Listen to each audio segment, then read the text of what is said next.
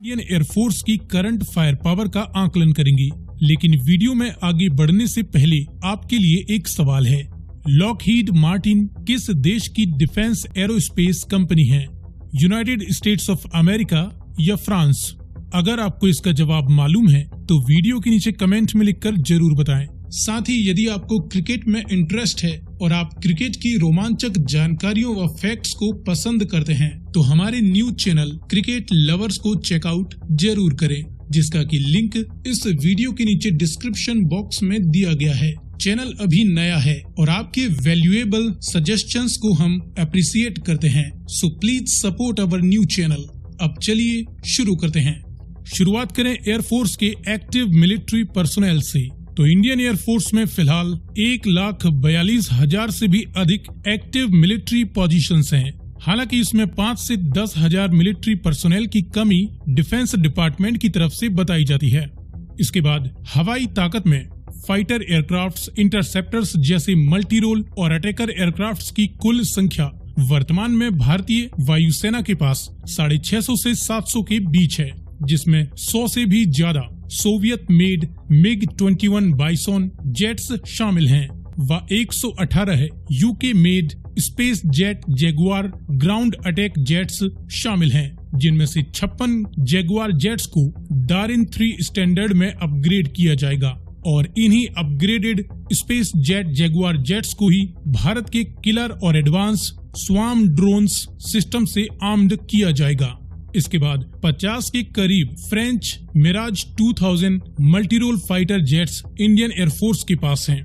वहीं Hindustan aeronautics limited के तेजस mark 1 की भी 18 यूनिट्स इंडियन एयरफोर्स को मिल चुकी हैं और 22 तेजस मार्क 1 और 83 तेजस मार्क 2 का भी ऑर्डर इंडियन एयरफोर्स द्वारा दिया जा चुका है। तेजस एक मल्टीरोल लाइट कॉम्बैट एयरक्राफ्ट है। जिसके बाद यह है रशियन MiG-29 फाइटर जेट, जिसकी करीबन 65 यूनिट्स एक्टिव हैं और 21 यूनिट्स का ऑर्डर भी दिया जा चुका है। और यह है इंडिया का air superior fighter jet Sukhoi Su-30 MKI, जो कि रशियन सुखोई 30 का इंडियन वर्जन है। इसकी भी लगभग 270 से अधिक यूनिट्स इंडियन एयरफोर्स में काफी समय से एक्टिव हैं, जिनमें से करीबन 200 सुखोई जेट्स को सुपर सुखोई स्टैंडर्ड में अपग्रेड किया जाएगा व 12 और नए यूनिट्स का ऑर्डर दिया जा चुका है। और यह है भारत का latest multirole fighter jet France का डसॉल्ट राफेल, जिसकी 8 यूनिट्स इंडियन एयरफोर्स को मिल चुकी हैं व 28 अभी और आना बाकी है, जिनमें से 7 फ्रांस में ही इंडियन पायलट्स को ट्रेनिंग दे रही हैं। इसके बाद इंडियन मिलिट्री के यूटिलिटी, ट्रांसपोर्ट, ट्रेनर, अटैक सभी तरह के मिलिट्री हेलीकॉप्टर्स को देखें तो इनकी कुल संख्या इंडियन एयरफोर्स में 750 से 800 के बीच है, जिसमें शामिल हैं हिंदुस्तान एरोनॉटिक्स लिमिटेड व फ्रांस की SUD एविएशन द्वारा निर्मित HAL चीता व चेतक लाइट यूटिलिटी हेलीकॉप्टर्स, जिन्हें HAL द्वारा ही निर्मित लाइट यूटिलिटी व लाइट कॉम्बैट हेलीकॉप्टर्स ध्रुव व इसके आर्म्ड वर्जन रुद्र से रिप्लेस कर दिया जाएगा, जिसकी 300 से अधिक यूनिट्स खरीदने के लिए इंडियन एयरफोर्स ने ऑर्डर दिया है। बात करें अटैक हेलीकॉप्टर्स की तो इंडियन एयरफोर्स इस्तेमाल करती है American Boeing Apache 64 attack helicopter व इसके साथ रशियन हेलीकॉप्टर मैन्युफैक्चरर मिल मॉस्को के Mi-24 अटैक हेलीकॉप्टर, वहीं इसी कंपनी के Mi-17 utility plus attack helicopter व इनके साथ ही Mi-26 का इस्तेमाल हैवी ट्रांसपोर्ट के लिए भी किया जाता है। इसके अलावा सबसे हैवी ट्रांसपोर्टेशन के लिए अमेरिकन कंपनी बोइंग व विट्रोल द्वारा निर्मित Chinook CH-47 twin engine helicopter का इस्तेमाल इंडियन एयरफोर्स द्वारा किया जाता है। फाइटर जेट्स और मिलिट्री हेलीकॉप्टर्स के बाद इंडियन एयरफोर्स के an airborne early warning and control system के लिए भारतीय वायुसेना सोवियत मेड बेराइव A-50 का इस्तेमाल इजरायली रडार के साथ करती है। वहीं ब्राजीलियन EMB-145 का इस्तेमाल DRDO द्वारा मेड रडार के साथ करती है।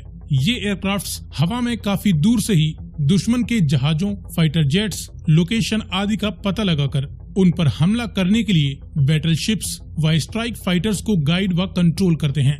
वहीं दुश्मन की टोह लेने के लिए भी इंडियन एयरफोर्स 3 तरह के रिकनाइसेंस एयरक्राफ्ट्स का इस्तेमाल करती है, जिसमें अमेरिकन बोइंग 707, बोइंग 737 व Israeli gulf stream G100 aircrafts शामिल हैं। वहीं इलेक्ट्रॉनिक वारफेयर के लिए इंडियन एयरफोर्स यूज करती है गल्फ स्ट्रीम 3 व यूएस मेड ग्लोबल 5000, जो दुश्मन के रडार व रेडियो डिटेक्शन सिस्टम को जैम कर देते हैं।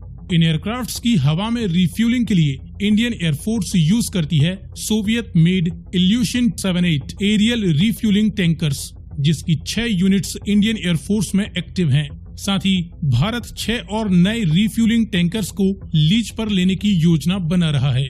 इसके बाद इंडियन एयरफोर्स के पास करीबन 250 से अधिक ट्रांसपोर्ट एयरक्राफ्ट्स भी हैं, जिनमें से सबसे इम्पोर्टेंट है बोइंग 777-300 जो कि एयर इंडिया 1 कहलाता है और इंडियन प्रेसिडेंट व प्राइम मिनिस्टर जैसे वीआईपी पर्संस के ट्रांसपोर्टेशन के लिए इस्तेमाल किया जाता है।